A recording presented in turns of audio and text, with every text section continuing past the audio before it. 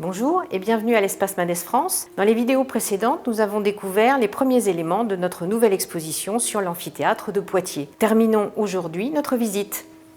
L'exposition aborde l'histoire de l'amphithéâtre après les Jeux. En effet, à partir du IVe siècle, les amphithéâtres sont délaissés et une autre histoire commence pour eux. C'est le cas à Limonum. L'amphithéâtre est dépouillé de ses matériaux, sans doute réemployés dans l'enceinte monumentale qui délimite la nouvelle ville à partir de la fin du IIIe siècle et dont le tracé le laisse à l'écart. Au Moyen-Âge, des logis médiévaux s'installent dans l'infrastructure des gradins et y côtoient des habitations modestes et des granges. L'aréna est occupée par des jardins.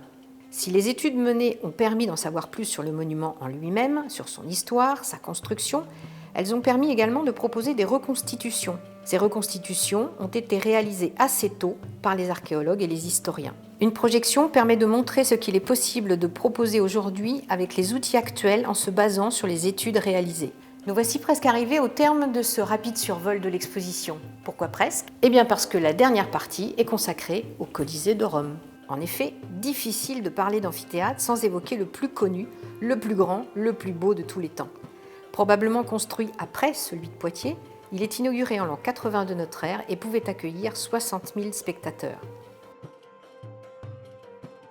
J'espère vous avoir donné l'envie d'en savoir plus et l'envie de venir visiter l'exposition avec les animateurs de l'Espace Mendes France. N'hésitez pas à consulter notre site internet emf.fr pour réserver vos créneaux de visite. À bientôt!